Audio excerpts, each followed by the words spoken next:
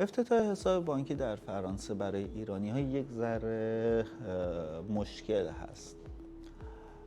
اکثر بانک‌های خصوصی هستن در فرانسه و اخیراً برای ایرانی‌ها خیلی مشکل به وجود میارن که بخوام براشون حساب باز کنن. نیا کنین اگر شما ویزاتون ویزای دانشجویی، بانک‌ها حق ندارن به شما بگن که برای شما حساب باز نمی‌کنن یا حساب باز نمیشه برای شما. اگر بانکی رفتید و بانک به شما گفتن که به خاطری که ایرانی هستید برای شما حساب باز نمی‌کنن، حتما به بانک بگین که به من لتر دو رفو بده، یعنی نامه‌ای بده که اوکی بانک قبول نکرده که برای من حساب باز کنه. این نامه رو حتما شما باید از بانکی که شما رو ریجکت کرده برای باز کردن حساب از بانک بگیرید که اگر بانک این نامه رو به شما نده، وظیفش هست که حساب رو باز کنه. میدونین چرا این نامه رو نمیدن به شما؟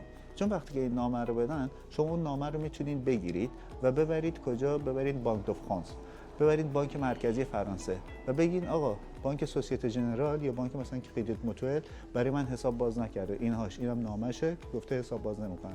بانک دو فرانس نگاه میکنه میبینه که شما ویزای دانشجوی فرانسه رو دارید، پس شما حق دارین اینجا حساب داشته باشید، حق دارید در اینجا بمانید. کسی که ویزای اقامت اینجا داره حق داره از تمام امکانات دولتی فرانسه استفاده کنه.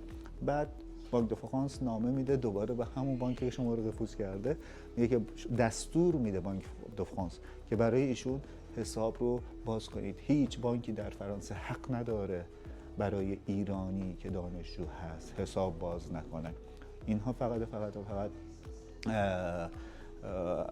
سیاست های داخلی خودشونه، چون که اکثر بانک زیر نظر آمریکا فعالیت میکنن و اکثر دانشجویان پول نقدی وارد بانک ها میکنن، از این جریمه شدن ها میترسن. به همین دلیل هستش که همون اولی کاری میخوان خودشون راحت کنن و بگن ما برای ایرانی حساب باز نمیکنیم. اینها رو بذاریم کنار. اگر بانک شما رو ریفوز کرد، حتما لتر ریفوز بگیرید ازشون و بریم بانک دو فرانس و بهشون این قضیه رو بگین که بانک دو فرانس دستور بده که اون بانک برای شما حساب رو باز کنه.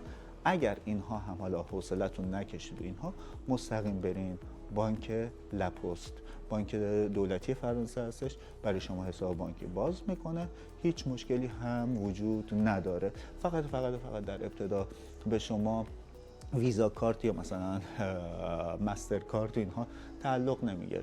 فقط یه کارت بانکی هستش که شما میتونید در حالا فروشگاه ازش استفاده کنید و پول در بیارید و پول پرداخت کنید. اما ویزا کارت و مستر کارت رو در ابتدای امر به شما نخواهند داد. حالا میشه گرفت اینها رو وقتی که شما کار بکنید، وقتی که فیش حقوقی بهشون نشان بدید یا یک چند وقتی از حساب بانکی شما بگذره.